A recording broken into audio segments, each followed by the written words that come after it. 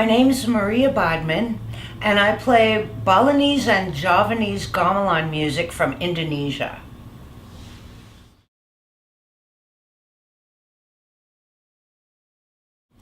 I've been playing gamelan music about 30 years, and I first started in the early 80s up at Cal Arts in Valencia. I was actually in the art department, and the gamelan room was very close to my art studio. So I'd hear all these crazy sounds, and at one point I was building an ensemble of non-traditional percussion instruments from industrial scraps. That was part of the art that I was doing. And then I started hearing the gamelan, and I learned some other things like Harry Parch and some great material to go around to help me with my ensemble. And I had never built much before, so I needed to learn a lot about building as well. And I was totally drawn into the gamelan room. I started off with kechak, or monkey chant is what it's called in the West sometimes. And then I saw the beautiful carving of the instruments and things like that. And so I decided I need to learn this music because I would learn a lot about building, I would learn a lot about composition, and one of the things I loved about the music was that everybody's included. You know, in the West, you couldn't just be a lay person and sit in with the philharmonic, but you could do that in gamelan as long as you could evenly count to 8 over and over again. There's a place for you, so it's an all-inclusive kind of music. There's also really a lot of interlocking patterns in the Balinese gamelan, and that means you have to work together, and there's sometimes 20 people all interlocking. And I thought, wouldn't that be a great thing for Americans to learn? We'd merge on the freeway better, you know. I'll go, then you go, then I'll go, then you go, you know. And so these are all different reasons why I wanted to do gamelan, and I never stopped. It's just amazing.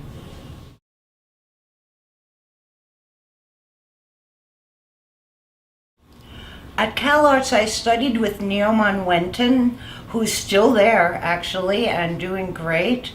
That was for Balinese gamelan, and for the Gender Wayang, which is the music that accompanies shadow play. I was also incredibly fortunate to study with a man named K.R.T. Wasito Diningrad. Or Pak Chokro for short. He's not with us, but he had a very long life. And in fact, his music was so well known that it went up on the Voyager space capsule that went out into space. And he was one of the first Indonesians to learn all different kinds of Indonesian music. So those were my teachers in the United States. Then in 1986 to 88, I had a Fulbright scholarship and also a grant from the Indonesian Department of Culture and Education to study over in Bali. I learned the Gender Wayang for shadow play and also the shadow play, Wayang Kulit. So my teachers then, I went to college there, the Academy of Performing Arts, and I studied with Pak Wayan Locheng. He was my music teacher. I also studied with Pak Wayang Konolan, another music teacher. Pak Wayan Narta, my puppetry teacher, and my current Gender Wayang teacher, who is the best Gender Wayang teacher on the planet, and player, Pak Wayan Sarga. So those are my teachers.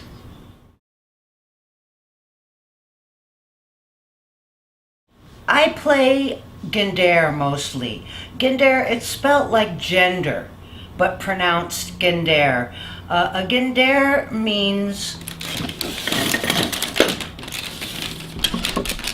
bronze keys suspended over bamboo resonators. Let me just turn it around.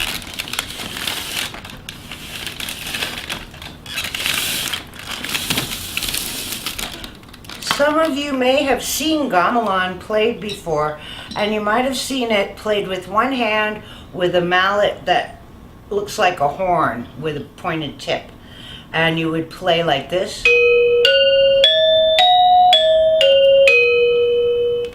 Part of that is because the instruments will ring for a very long time. If I just go, it's very pretty, but you can't really hear any melodies. So when there's a group of 20 people or more, then you can play with one hand. But it's really hard to get that many people in the United States scheduled together and all of that. So the Gender Wayang has a technique where you play with two hands. So this is the instrument I play.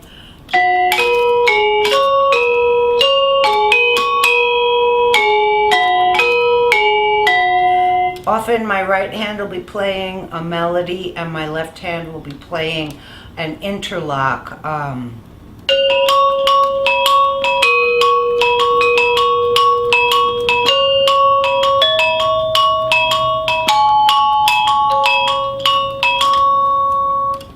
So that I'm doing 3-4 parts with my two hands, and then I can have an ensemble I can have a duet or a quartet. So I play Gander in a couple of different tunings.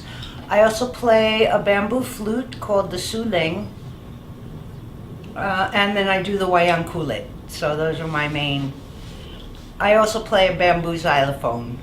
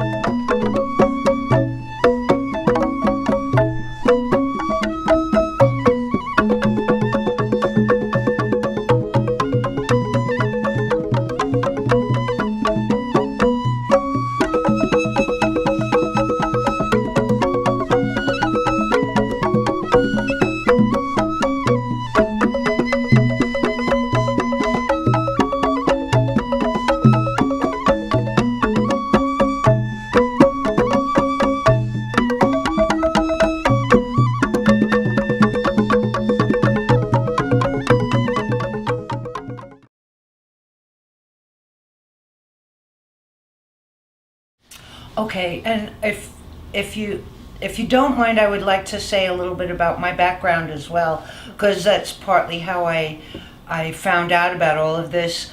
After seeing the Gender Wayang at CalArts, then somehow I heard there was a shadow play at UCLA, and I went and I saw it, and my life has never been the same since that evening, because the Wayang Kulit, it's the epitome of multicultural art. There's art, fine art, in making the characters. Let me just, this is one I made. So why don't I pull him out?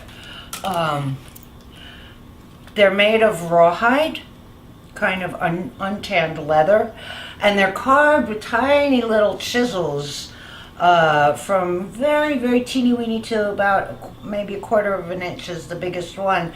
Sometimes to make one cut you might need several tools, so they're quite difficult. Well, not that they're difficult, but it takes quite some time. Shadow play, and actually Gender Wayang is a sacred ensemble used to accompany different rites of passage from birth till death. When a baby is 1 month, 7 days old, they might have a ceremony that has some Gender Wayang music during the day, and then a shadow play at night. Shadow play is ritual theater, So it's meant to make let's see, a sacred or a blessed space for the gods to come. And it's usually done after one of these rites of passage. So they have tooth filing ceremonies, which are literally teeth get filed. This is a rite of passage into adulthood. Some of the people who do the filing, they're lay priests. Some of them just do it symbolically, and some really get down and do it. And Paul, I'm glad I have him out. Part of the reason is to get rid of the canine tooth and to make your teeth even, to make you a better person. They feel it would make you a better person. So before you get married, or sometimes on the same day as your wedding, you'll have your teeth filed, and so will your brothers and sisters and cousins, because religious ceremonies are kind of expensive. So while you'll be getting your teeth filed and maybe crying from the pain, you'll be listening to the Gender Wayang, and then at night everybody will be over to watch the shadow play. So the shadow play, or the traditional shadow plays, are episodes of the Mahabharata, which is actually from India. It's a huge epic story about good versus evil. The Balinese believe they should never tell the whole story at the same time in one big long episode, or the world might end. So I was really worried when Peter Brooks did that Mahabharata, because he told the whole thing, but luckily it didn't cause the end of the world. And when I do shadow play, I would never do the whole thing. So it's from different episodes. Sometimes if you have a good abridged version of the Mahabharata, like the one by William Buck, is a really good one, an episode might be a page and a half from that book. And it'll take, when I do it, the longest I've gone is about 2.5 hours. In Bali, when I first went there in the 80s, they were sometimes 4 hours. Now they're about down to 2.5, 3 hours. In Java, the same content will take from dusk till dawn, because it's a lot more formal over there, and they do things a lot slower. In Bali, they do things a lot faster, and it's for different reasons. They don't have the same, it's a different religion in Java, so it's not part of a rite of passage or a religious ceremony. The interesting thing is, in Bali, the characters from the Mahabharata don't speak Balinese. They speak this ancient, archaic language called Kawi, which means language of inspiration. So they need translator characters. Mine are in the box, so unless you want me to pull them out, I will later if you want me to. But the translator characters translate to the vernacular. They're usually servants either of the good guys or servants of the bad guys. They translate, they create a lot of humor. And the Balinese integrated the story so well because it came from India, that they took the oldest servant character, Tualen, and decided he was brothers with Shiva. So they actually integrated the whole story, and they believe that. And here's Shiva right here. I don't know if you could. This one is Shiva. You see all his arms.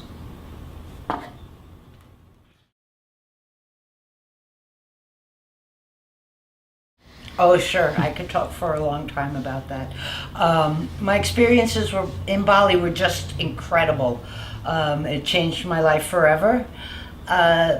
It was not at all what I expected. I expected to go over there and ride a horse, which is very funny, because I didn't even see a horse the whole time I was there. And the first time I was there, it was for 2 years. I had to enroll at the college, which I mostly audited classes there, because all the students, it was a performing arts college, so all the students were performing since they were little kids. They start like at 3 years old, sitting on their father's lap, maybe playing the time with his hand guiding, or playing the gong or something like that. So, and the shadow play, it's so overwhelming, all the different parts of shadow play. You have to sing, you have to cue the musicians, you play, there's a mallet that you put in between your feet, and you play the box. You tell the story, you speak in the foreign language. I didn't really want to do that in front of anybody, you know, for a long time. So, except for Gender Wayang, which I actually, all of these things I studied privately and in the village, which is where you get the best kind of study anyway. So that was my favorite thing to do, to study. First I studied in the capital, Denpasar, and that teacher was a fantastic Gender Wayang player. He gave me the experience of playing at tons of religious rituals. I have it written down somewhere. I must have played, 165 tooth filing ceremonies. And what was really funny is my mom was a church organist. And when I'd call her from Bali sometimes, I'd ask her, well, because she'd get extra money for playing weddings and funerals. So I'd ask her, so you've been doing good? You've been getting any extra work playing weddings and funerals? She's like, yeah, not bad, She said, what have you been doing? I said, well, I've been playing cremations and tooth filings, and it was really kind of fun. Other teachers at that time were not so open to letting you play out. I also got to play a lot of shadow plays as well. Some for tourists, which was interesting, and then some that were real for the ritual, for what they were meant to be. Then I moved to Sukawati, which is in my opinion, it's the hub of Wayang. Everything that I do is Wayang. I learned how to make the puppets, I learned how to play the music, sing the songs, do the manipulation, tell the stories. I'm not fluent in the foreign language, but just to give you an example, it's not just like telling a story, la la la, it's it's this really in tone, very specific kind of language. So I would get it from my teacher and then go through transcriptions and translations, and then from Kawi to Balinese to Indonesian to English, and then to something that a Western audience could like.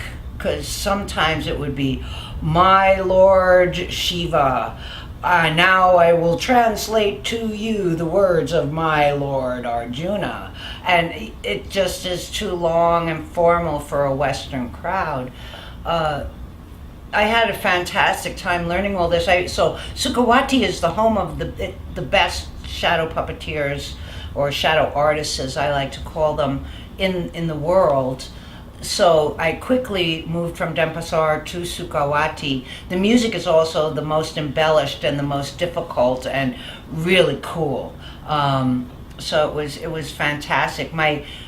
Both of those teachers were at the college, so I was able to meet them so that they knew who I was and that my intentions were good, and then they allowed me to come to their village and study.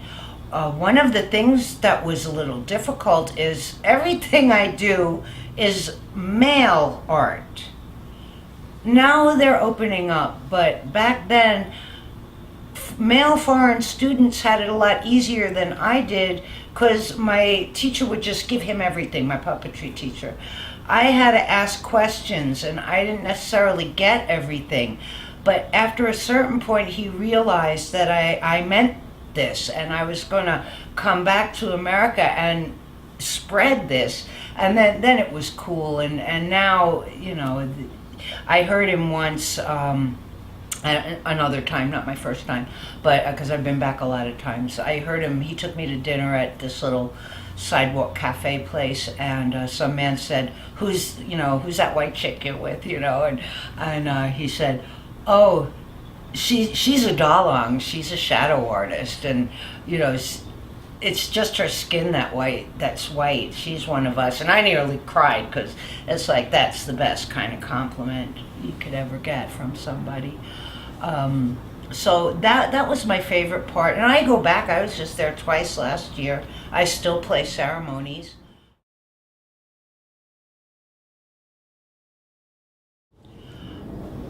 because everything's so foreign, I don't feel that my job is to be a Balinese musician or to be a Balinese dalang. I'm a translator. I find all of this art fascinating. But you need to learn about it. Like if you went to a Chinese restaurant and you had the spicy squid, you may not like it right away. So you like egg rolls and you like chow mein and something like sweet and sour pork or something like that. That's what I'm trying to do. I'm trying to introduce you to the egg roll, so that later maybe you go to Bali and then you'll see the real thing. You'll know what's going on. So mostly what I do is introductions to the music and culture or to the shadows, where it's more like an informant than a performance. But of course there's performing involved, but there's also education involved, because I feel that that's really, really important. So I want to share.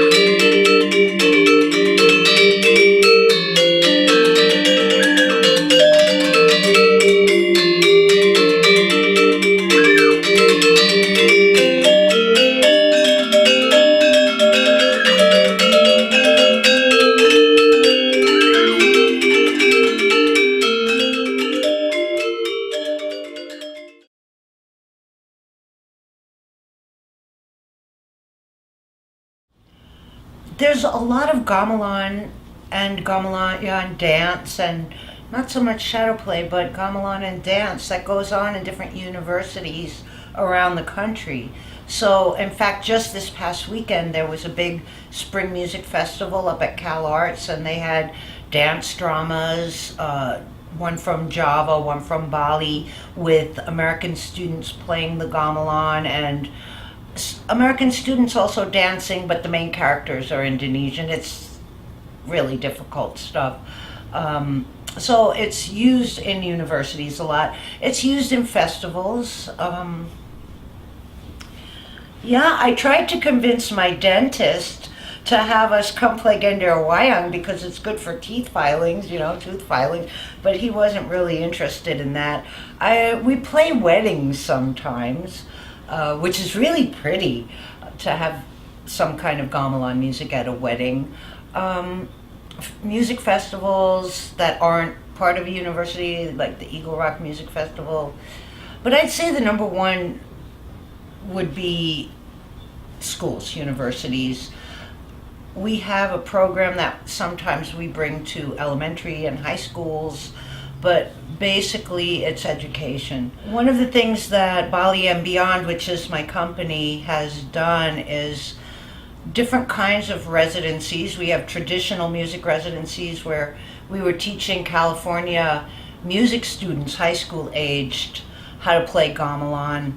I also get grants from the city of LA to teach the art and craft of shadow theater. Now, in Bali, there's always one puppeteer. In Java also, there's one puppeteer.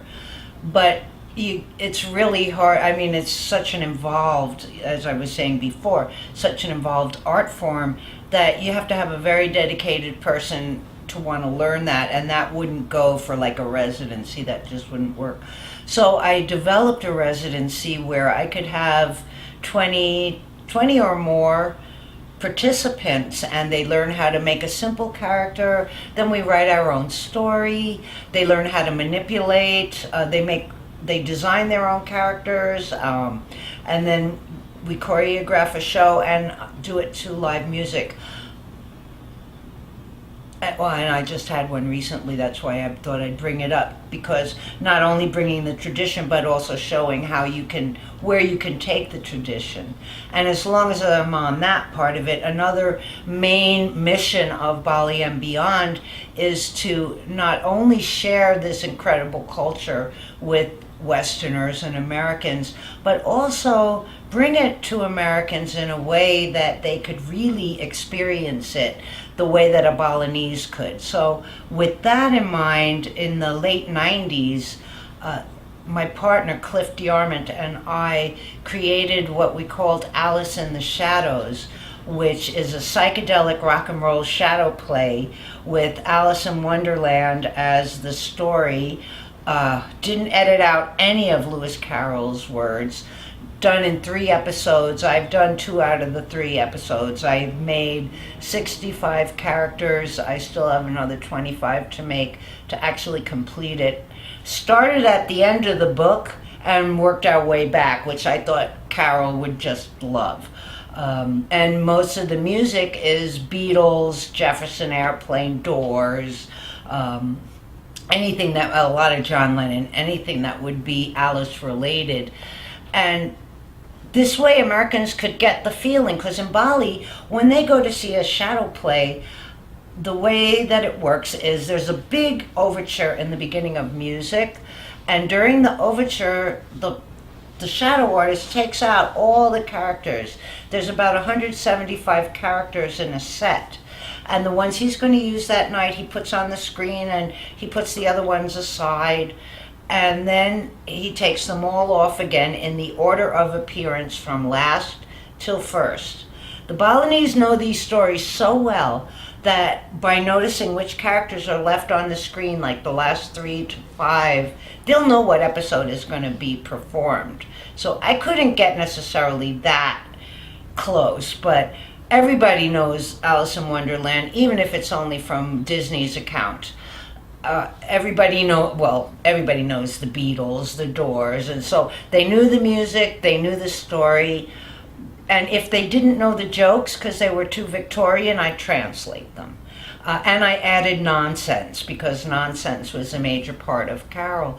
So that was my baby, and my big creation to give Westerners what Balinese experience when they see shadow play. I wish I could do it more.